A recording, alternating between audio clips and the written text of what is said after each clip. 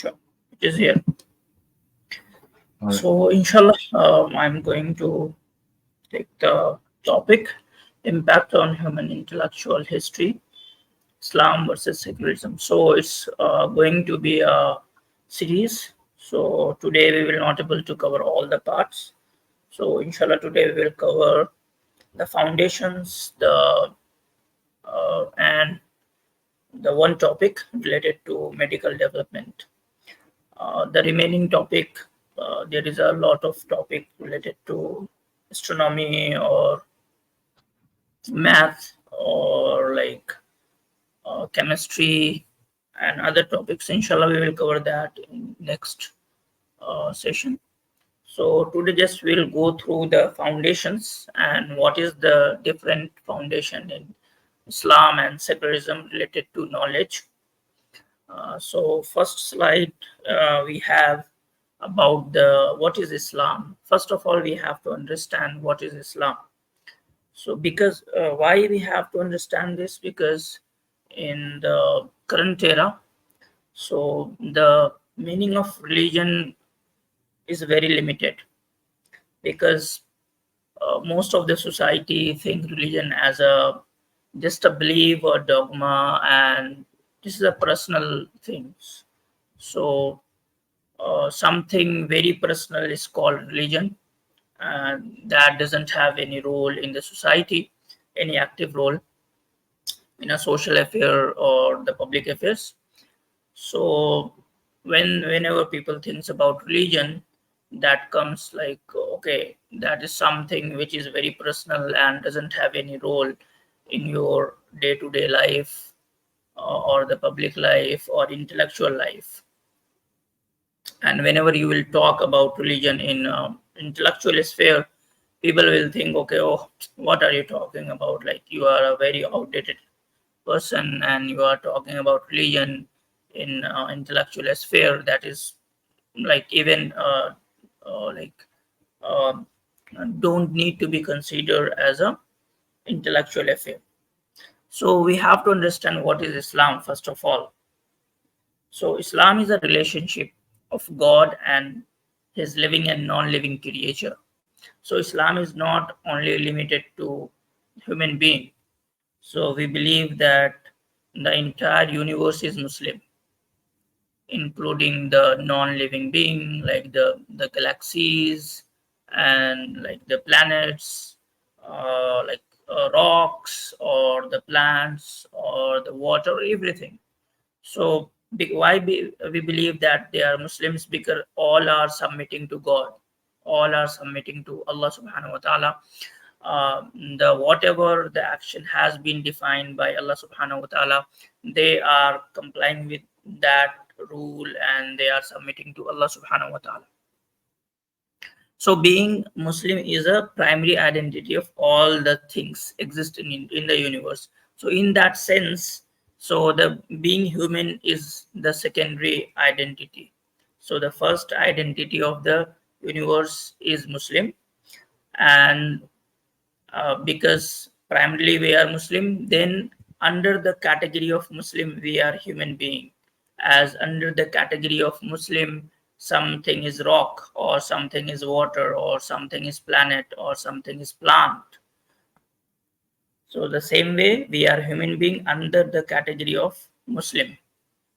But human being has free will, so they can deny their the primary identity of being Muslim, or they can deny to submit their will to Allah subhanahu wa ta'ala.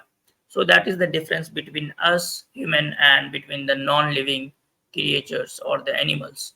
So they don't have free will, so they cannot deny their the status of being Muslim. But we can do that. Hence the concept of judgment will come with this sense, like who will deny or who will accept this identity. The person who will accept, they are called Muslim, and the person who deny, they are called disbeliever. So in terms of human being, it is a worldview and religion which was given by God to human to live accordingly. So we have two set of things. One is like the predefined actions where we cannot transgress or we cannot deny, like our instinct, the human being instinct, that is also given by Allah subhanahu wa ta'ala, where the free will doesn't work. But we have the sphere where our free will work. And what is that sphere? That is a sphere of hidayah, the to choose the good and bad, what is defined by Allah subhanahu wa ta'ala, the kufr or Islam, the right path or the wrong path, where we have the free will to choose. And also the social law, what is called, we call it Sharia. So Islam give the law also. So belief plus set of beliefs plus the set of the rules and the laws which works in society, and that is called Sharia. So that is a worldview, and this worldview is not like the unique, like people will think, okay, it is started with Prophet Muhammad sallallahu alaihi wasallam, but that is not the correct understanding of Islam. If you will read Quran, so the Islam was the first, was given to the first human being, the Adam alayhi salatu wasalam. So Islam is not a new religion. Islam is not a new worldview that has been started in Arabia, current day Saudi Arabia. No, it is the worldview which was given or which was accepted by the first human, Adam alayhi salatu wasalam, including all the prophets. Like almost we have more than 1 lakh prophets, including like Noah, Moses, Jesus, peace be upon them, Ibrahim, والسلام, Ismail, Ishaq, Jacob, Joseph, all the prophets was Muslim. And the same worldview was given to them, to all, even the Bani Israel, or like the people who are following the Jesus, alayhi salatu wasalam. So we do not claim that Islam is something new. Islam is the worldview, the religion, or the paradigm which was accepted by the first human being, and the knowledge got started from that human being. So wherever the knowledge is, whatever the knowledge is, that is because of Islam.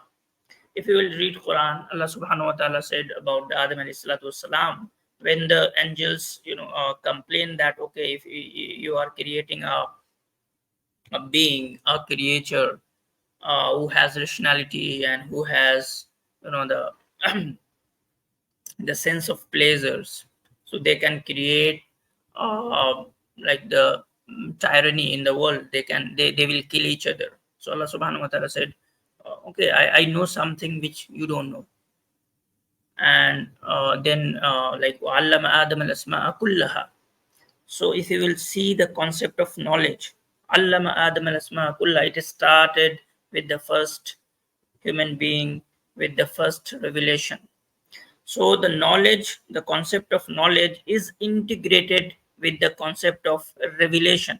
So knowledge cannot be separated from revelation from the Allah subhanahu wa ta'ala. So that is a very distinct idea we have from the secular concept of knowledge, because their justification of knowledge or their definition of knowledge come from the historical perspective or the evolution, or we can say precisely like the dialectical understanding. So the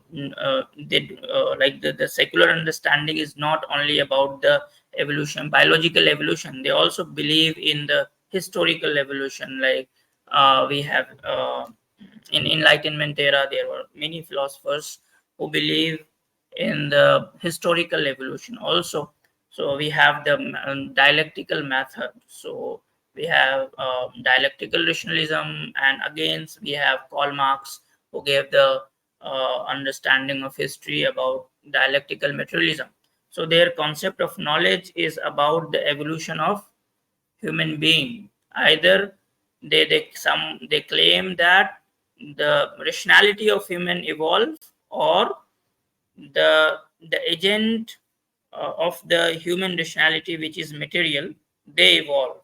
So they have two theories um, in enlightenment era.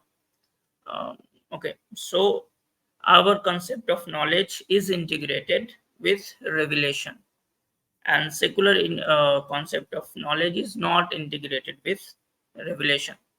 So without, so we claim that in entire human society, if you will look in Greek society or Chinese society or the Inca society like Machu Picchu, or if we see the Harappan society in India, or if you will see the uh, like the ancient Egyptian society, or like the Babylonian society. So all these people have concept of receiving knowledge from a higher authority, not from human being. They all have this concept that we have an agent who receive knowledge from a higher authority that transcendent from human world. So we can understand that the knowledge in all society was integrated with something which is beyond human capability, so a higher authority.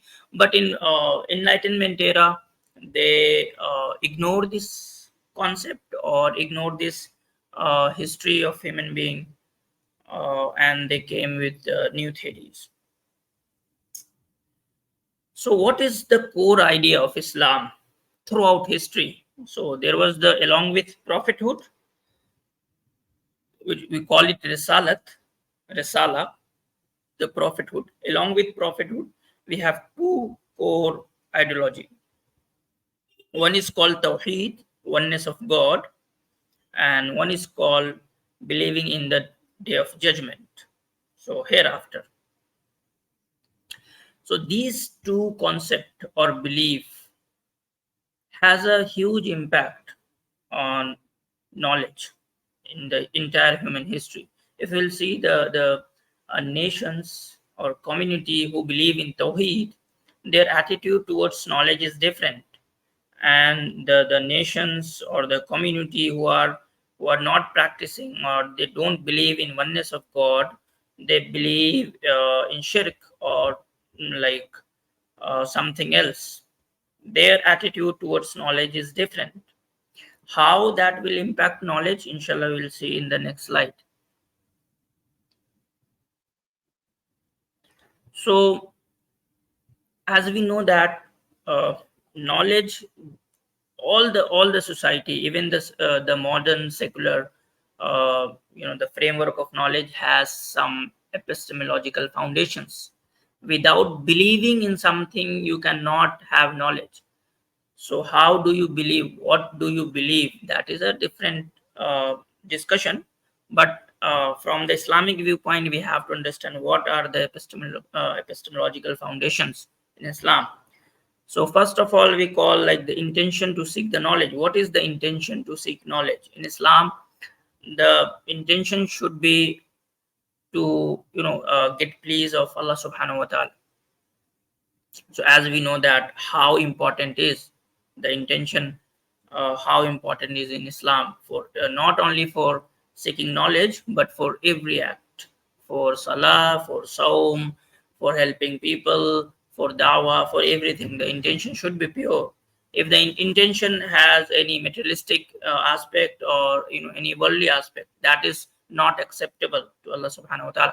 So if someone is seeking knowledge to create money or to influence people, or to get a position in the world, that knowledge is not acceptable. Even you cannot say that is knowledge. So intention to seek knowledge should be to know Allah Subhanahu wa Taala, to get marifa. That is, we call it marifa. So our seeking knowledge is not for the worldly gain or the positions or the materialistic benefit. It is to get marifa of Allah Subhanahu wa Taala, to know the the authority of Allah subhanahu wa ta'ala, and how we can submit ourselves to Allah subhanahu wa ta'ala. So aqidah as well as fiqh, the actions, how we have to pray, how we can be a good person, how like the what should be our ethics, morality, our akhlaq, all will comes in that. Then we have the epistemological foundations, the unity of knowledge. What is unity of knowledge? So we don't have the dichotomy like the in current modern secular education system. We have clearly there is a two dichotomy. One is called like the what is religious knowledge, or the knowledge uh, that is personal or faith based, that cannot be verified via scientific methodology. And the real knowledge, they consider the knowledge which can be the verified via scientific methodology. So they have dichotomy of knowledge, but in Islam we don't have that kind of dichotomy. The knowledge is a single entity in Islam, and knowledge should be we call it ilm nafi. We don't have that the worldly knowledge or the religious knowledge, these kind of dichotomy. So we have the concept of ilm nafi, the knowledge which get benefits to the person who is getting that knowledge. And what is benefit? The benefit is not something purely material. Benefit is to seek the pleasure of Allah subhanahu wa ta'ala. So we have this unity of knowledge, and that will affect your the entire pursuit of knowledge, entire journey of knowledge, how you see the knowledge. So you can see that in modern era, in the modern mind, how they see knowledge. They see knowledge in a parts. So they are more focused on partial knowledge rather than the holistic aspect of knowledge. But in Islam, we focused on holistic aspect of knowledge, not on the the part of the knowledge. Yeah, if you first of all, if you have a holistic view of entire the world view or entire paradigm, the entire reality, then you have to proceed with the specialization of a particular things. But that specialization will be linked with the holistic view of the reality. But in modern secular foundations, they don't see knowledge as a holistic, because there is many philosophical issues, like in postmodernism. First of all, they think that okay, the to understand reality is impossible. So in a holistic way, first of all, they don't believe that okay, there is a some holistic reality, we can understand that. So many people deny this. So if you deny a holistic aspect of reality, why will you go by that? But in Islam, we focus on a holistic aspect of reality. Hence the concept of knowledge is united, is not partial, is uh, in whole. Then we have foundation related to purpose of knowledge. What is the purpose of knowledge? Why you should seek knowledge? In Islam, the purpose of knowledge, as I said, is it's related to intention. So purpose of knowledge is to get benefits. What is benefit? To seek pleasure of Allah subhanahu wa ta'ala ultimately. And it can be manifested in some materialistic like actions. Suppose I am inventing something which will benefit human being, but our intention should not, like the purpose of the that invention or the knowledge should not, okay, I will get money from that, or I will get positions if I or I will establish an empire where I will get benefits of all and people will just or the purpose of knowledge is not like in modernity, in secular system, the purpose of knowledge is to find out the way how we can satisfy our pleasures, our instinct. So that is one of the major purpose in secular framework. But in Islamic framework, the purpose of knowledge is not primarily to get to satisfy our pleasures. So that is the difference. So in Islam, the knowledge has a very higher purpose. It is not limited to just worldly satisfaction or the materialistic satisfaction. It serves a higher purpose. Also, Tawheed will help to inquire freely. As I said, if you believe that there is only one entity which is transcendent, and that is only holy, and no like the things in the world is has that status of God or holiness, so we can inquire freely. If someone believes that some the mountain is sacred, or the plant is sacred, or something like the water is sacred or river is sacred, so that this sense will not let them inquire freely. It will be a hurdle, because when you have the sense of holiness associated with things, so that sense of holiness will stop you to research on that things, because research demand the free inquiry. But when you have a sense of holiness with things, with creatures, with animals, with plants, you cannot research freely on that things. So Tawheed will encourage you to inquire freely. It will encourage of explorations, because we think like, okay, like if you will read Quran, there is a many the encouragement uh, to explore the world in terms of knowledge. Like Allah subhanahu wa ta'ala said in the Quran that in Surah Fajr, أَفَلَا يَنْظُرُونَ إِلَى الْإِبِلِ كَيْفَ خُلِقَتْ وَإِلَى السَّمَاءِ كَيْفَ رُفِعَتْ. But there is a the catch. People thinks, many people will interpret these kind of ayah for a materialistic satisfaction. Okay, Allah subhanahu wa ta'ala is saying explore and seek knowledge for what? For a worldly materialistic satisfaction. No, this is, we explore, but what is our epistemological foundation? To please Allah subhanahu wa ta'ala. So that is the difference. So we explore, we seek knowledge, we invent things, but that doesn't have a the purpose of materialistic satisfaction. Then it will also help not considering any material objects, as I said, that the concept of Tawheed will let you free from all the the holy concept related to any material being or any material things. So Tawheed has a very robust impact on concept of knowledge, that will give you a very strong foundations to seek knowledge, as well as a very pure purpose and intentions that will not only help you to accumulate wealth, but that knowledge will guide the entire human being, the entire society. That the knowledge will not limit it to a person or organizations or a company, and it will not be you can say the copyright. Knowledge cannot be a copyright of one person or a one organizations.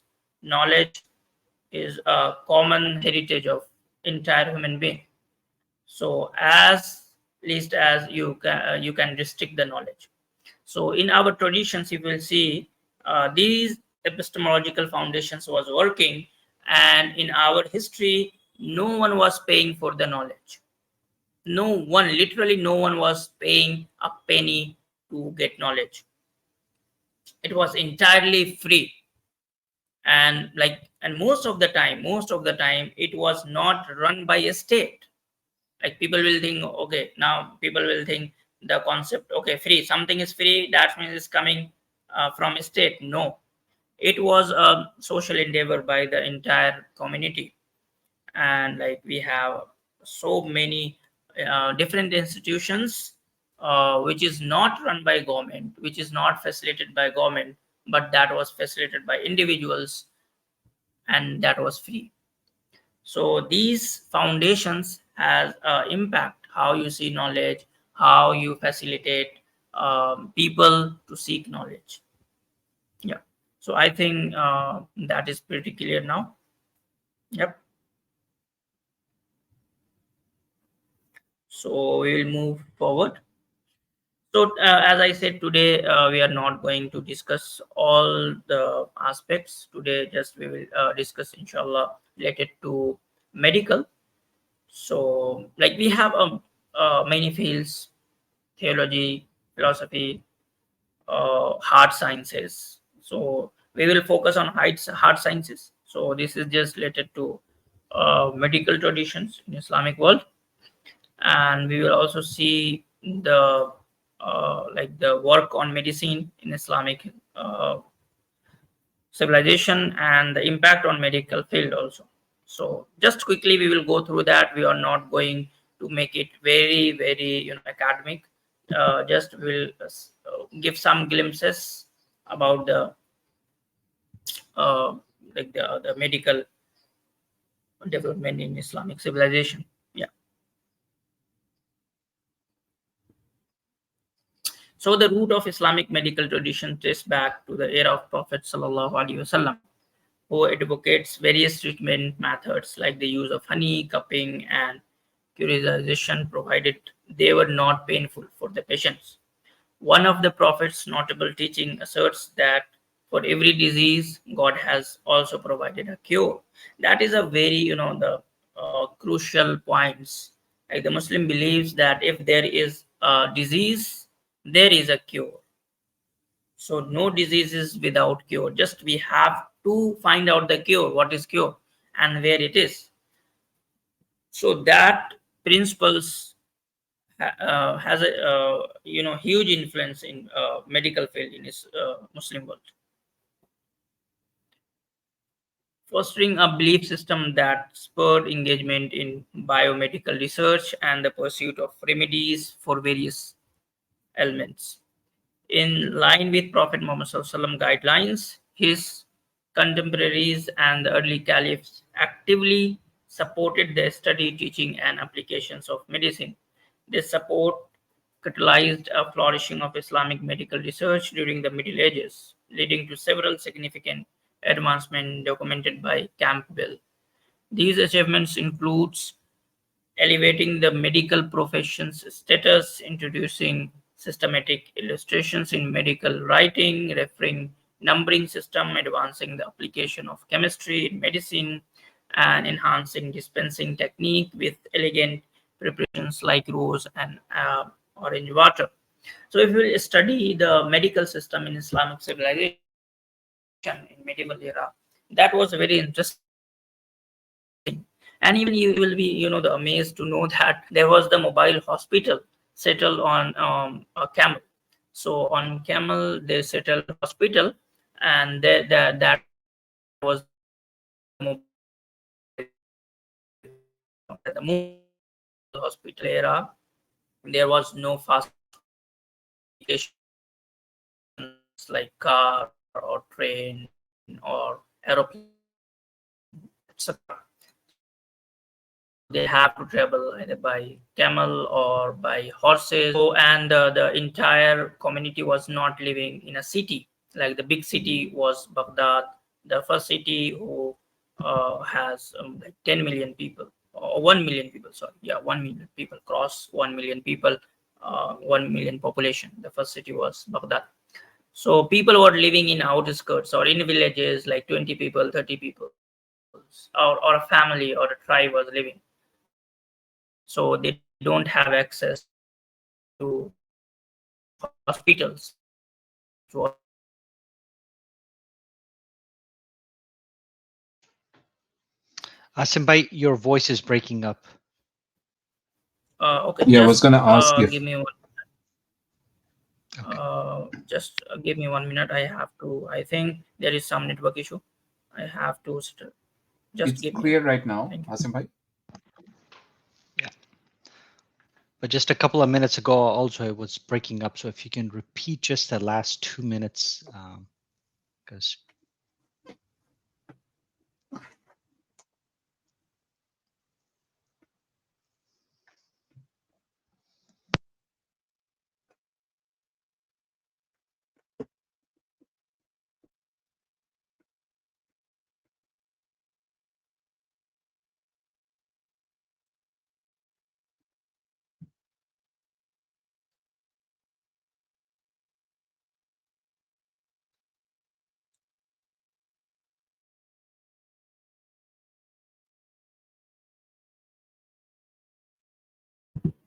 Yeah. So is it clear now?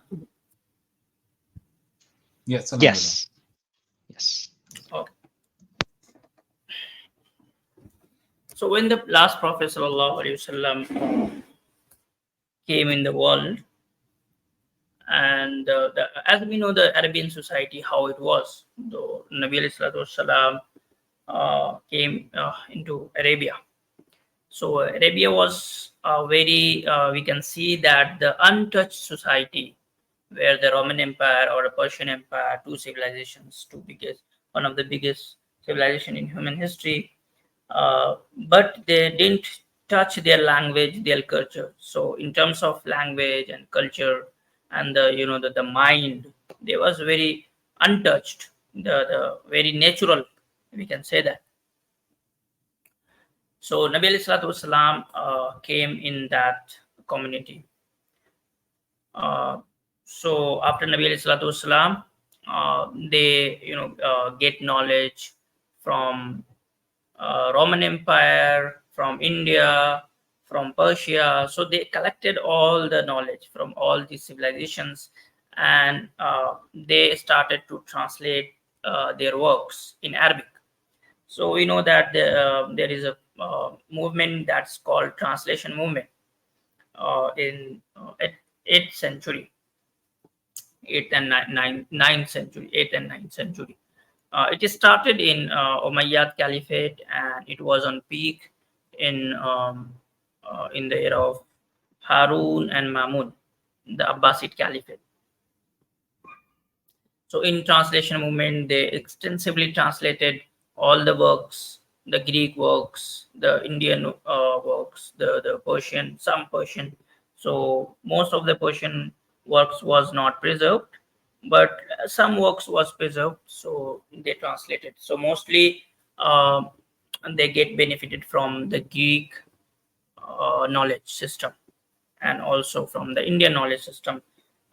Indian knowledge system heavily influenced the works of mathematics.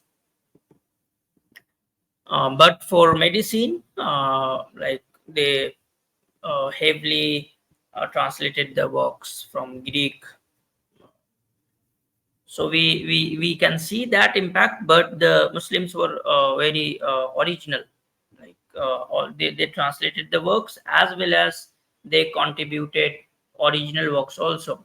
So as we can see in the future, they have introduced not only the practices, new practices, but also they introduced new theories. If we will go to the next slide, we will see that.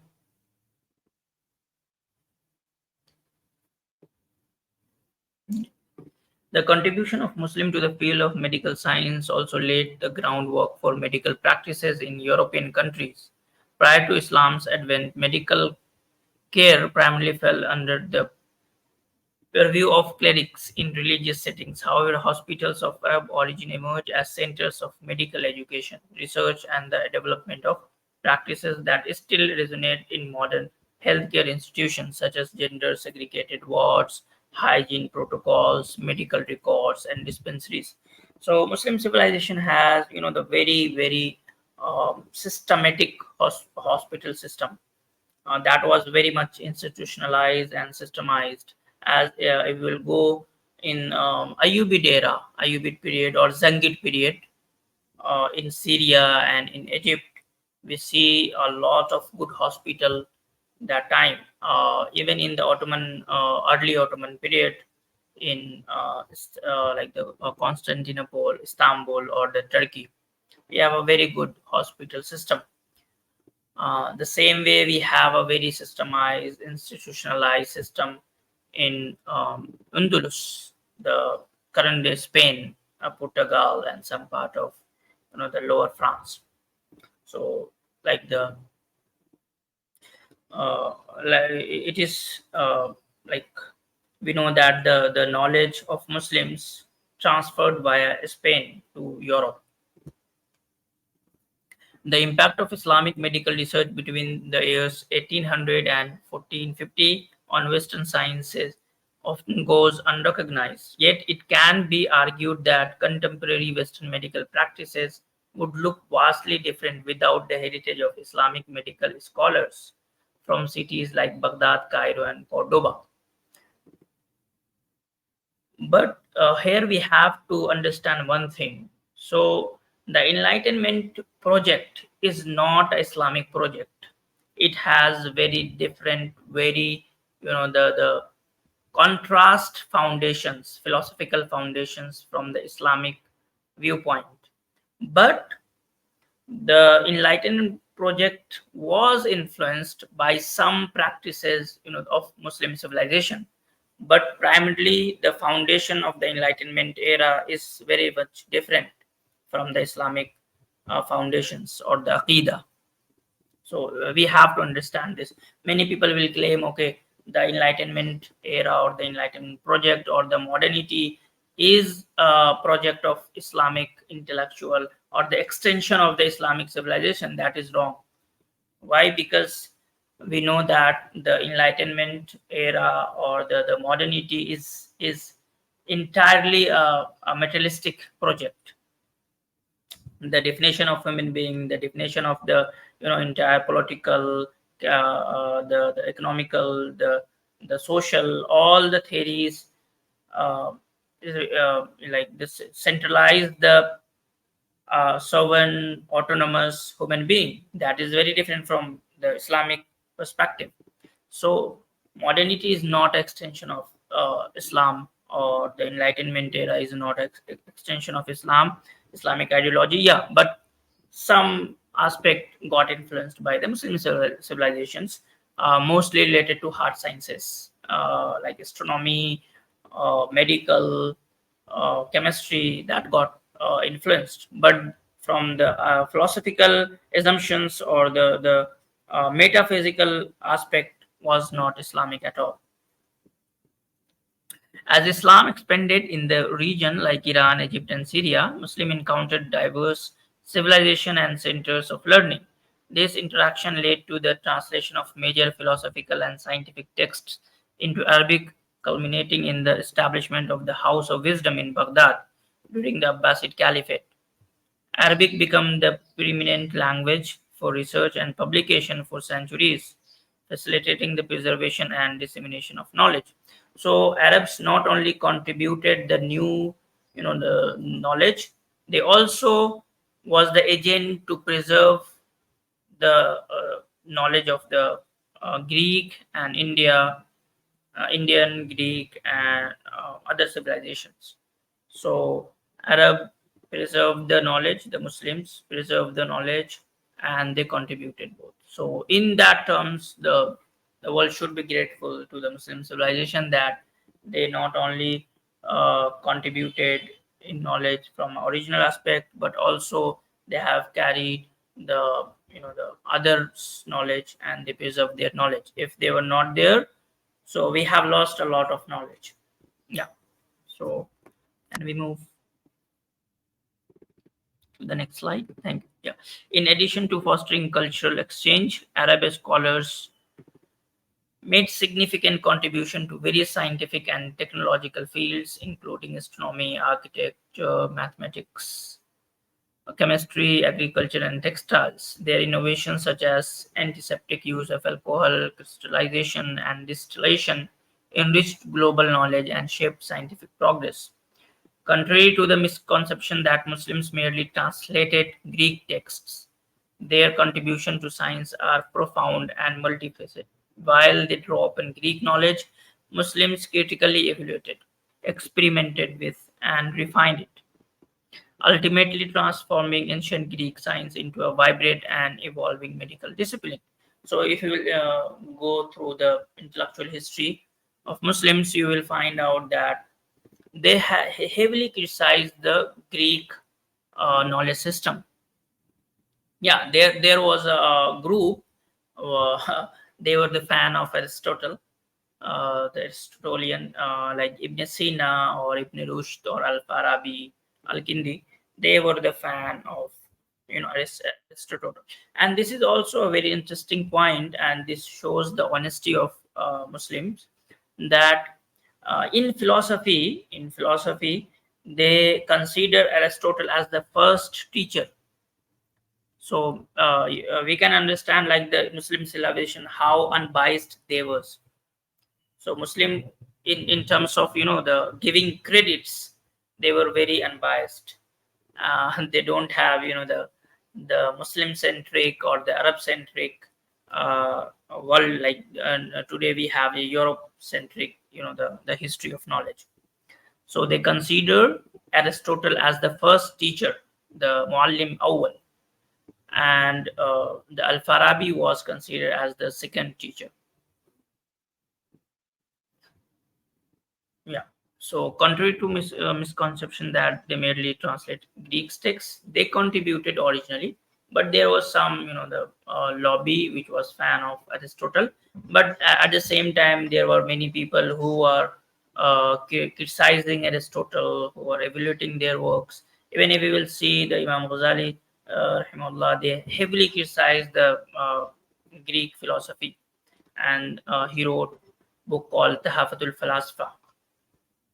And we have Imam Ibn Taymiyyah rahimahullah, who also heavily criticized the Greek philosophy.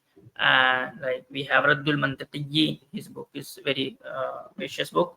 It's called Raddul Mantiqiyyin.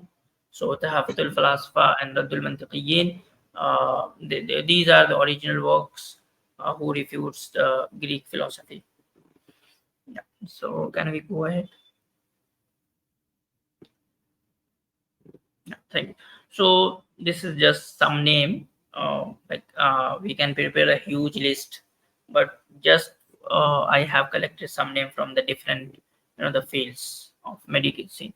Like Ali bin Rabban at-Tabri, he wrote an encyclopedia in medicine, and he was from 9th century, and he wrote a encyclopedia of medicine. Then we have Abu Bakr Muhammad bin Zakaria Razi. He has some, the non-Islamic belief. So we think that Zakaria Razi was not a Muslim. Like I personally, I will favor this point. Some people also argue that he was Muslim, but he has some, the non-orthodox uh, thoughts. But personally, I think we should not consider him Muslims, because he has, the arise questions on the institution of prophethood. So this is also a like interesting point, like the okay, he has some, unorthodox and heretical belief, but at the same time uh, he is a prominent figure in other field, and his work is accepted by the society, and even he was accepted in the society, and he got a good positions in like the king courts. Then we have Abu Ali al Hussein ibn Abdullah ibn Sina. So this is called Avicenna. So Ibn Sina, he wrote the most famous work, Canon of Medicine, Al Qanun fi Tib, and this book was the included in the syllabus in Europe till 18th century. So Al Qanun fi Tib was part of the syllabus, or the major work which was considered as the most advanced book in Europe till 18th century. Then we have Ibn al-Baitar, Ibn al-Jazzar, Ibn al-Nafis.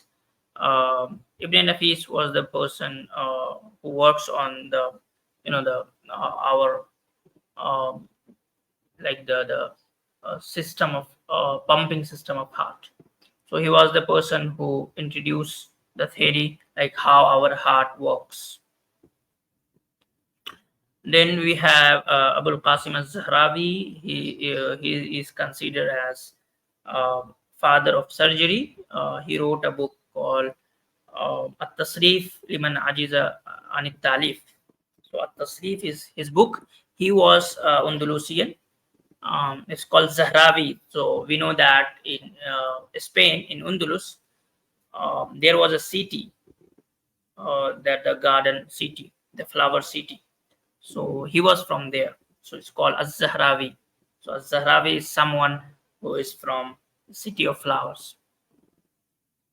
He wrote a book, and in this book, he introduced, I think, more than 200, uh, like the 200 tools of operations or surgery.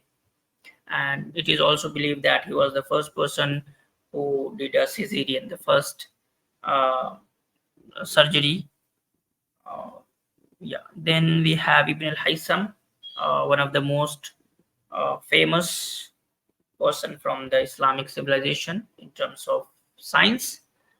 He's also considered as, the father of optics, modern optics, or first true scientist, because he proposed the scientific methodology in terms of inquiry. So how you have to inquire things, materialistic things. So Ibn al-Haytham wrote a book, the Book of Optics, Kitab al-Manazir, and he proposed the theory how we see it before people thinks that, okay, the light comes from our eyes and we see the object. So he proposed, no, this is not the correct thinking. The light came from a luminous objects like sun or the um bulb or something else, and it goes to the object we see, then it reflects to our eyes, and then we able to see it. So he proposed this theory in his book Kitab al-Manazir, optics. He also defined our eyes, and he also invented the pinhole camera. He was the first person who invented the pinhole camera, Ibn al-Haytham. So we have these few names. We have a lot of list, huge list, but just for the introduction, we have included some names. Yeah. So now we will see some books name in the next slide. Oh, the book name is not there. Okay, no issue. I have already taken some names, like Al Qanun Fit Tib, or At Tasrif, Kitab Al Tasrif, or Kitab Al Manazir. And I think I have forgotten to mention these name here. Okay, no issue. So now we will conclude in the next slide. So what is the impact? Based on the preceding discussions and insights, it is evident that Muslims not only established the bedrock of contemporary medical science, but also made remarkable strides across various domains within the field. Their contributions have not only propelled advancements, but also steered global progress towards the forefront of innovation. Consequently, any denial of their pivotal role in shaping the trajectory of medical science is unjust and lacks of integrity. So the notion that, the faith and the science, like, cannot go hand by hand, that is wrong. Basically, if you will see the Islamic civilization, that is wrong. Why? Because first, in the epistemological foundations, I have mentioned the unity of knowledge. So the assumptions, the metaphysical assumptions, or the belief, or the iman, which was working in theology, the same iman, the same assumptions, the same, the foundations belief was working in medicine also. So they don't have the dichotomy. So there was no, the conflict between this world and the hereafter. So there was no conflict between theology and the sciences, hard sciences. But in the modern framework, first of all, they have created this dichotomy. So it was not religion who was created this dichotomy. We have to understand this is the dichotomy of, the hereafter and the secular or the religious. This dichotomy was not created by religious people, This dichotomy was created by the Enlightenment, thinkers. They consider religion as dogma and outdated, and like the things which cannot be called as knowledge.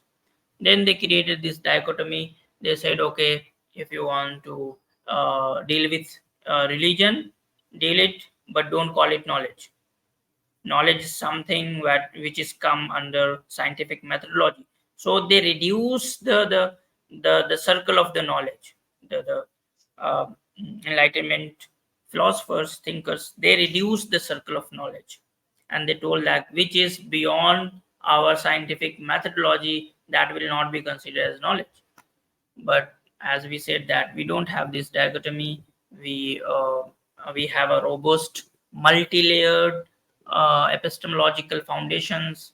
The secular world, secular concept has one or two layer of epistemological framework, but we have a multi-layer epistemological framework, which includes our senses, our rations, our intuitions, and the witnesses and revelations. So we have multi-layer, 5 layers epistemological foundations, and the secular framework has only either the senses, or they are incorporating rationality with senses. So 1 or 2 layer uh, epistemological foundations they have. So this impact huge.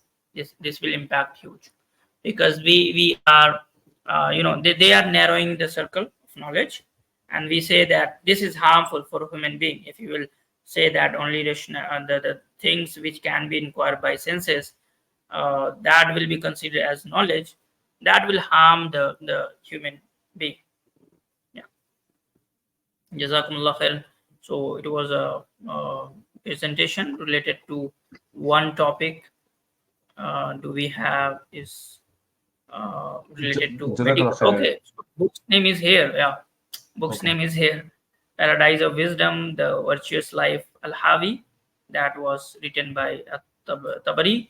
Then medical advisor for the public, Al-Kitabul Jame fil Adwiya Al-Mufrada. So this book, the Al-Kitabul Jame fil Adwiya Al-Mufrada, is related to the how to prepare medicine. So we have the different specialization in the medical field. Someone was like the clinical practitioner, and someone was like the pharmacist. Someone was expert in surgery. Someone was expert in dieting. So they have written many books on diet also. So how and this we have to understand one more point here: the approach of medicine, how the Muslim civilization approach medicine. So in Muslim civilization, this is not a good sign. If you have a hospital, 100-bed hospital, suppose you have a 1,000 populations, and for 1,000 populations you have 100-bed hospital. So the ratio will be, and you are able to facilitate, okay, people are coming and 60, 70, 80 bed are occupied, and 20 bed are empty, and you can more facilitate more people if there is some emergency. So the Islamic perspective of medical development is, okay, if you have 100 bed, so how many bed are occupied? So less occupied bed will be considered as development. It is not like how many people are getting admitted in hospital. Why people are getting admitted? You have to question this. This is not a good thing, like, okay, people are getting sick and you are able to cure them. The first question, why people are getting sick? If people are getting sick in a society, that means that society is not developed in terms of medical. So now we have to compare our society. So in our society, like, everyone is getting sick. Okay, we have hospitals, we have the system, institutions, but the question is why people are getting sick. Why their way of life, or their diet, or the side effect of medicine, why people are getting sick. So first of all, people should not get sick. If people are like 100 people, out of 100 people 70 people are getting sick, that is very dangerous, that is alarming. So ratio should be very less. It is not the development, like, okay, 70 people are getting sick and I am facilitating all people in the hospital. So the modern technique to, or the modern parameter to measure the development is how many people are getting facilitated in hospital. But from the Islamic viewpoint, we have to understand how many people are getting sick. If more people are getting sick, that is alarming. That means something wrong in the society. If more and more people are getting sick, we have to eliminate the root cause. The root cause is, if diet, we have to control this. If root cause is the side effect of medicine, we have to eliminate this. We have to mitigate the future risks. So this point is also important to understand how medical works in Muslim society. Yeah, jazakumullah khair.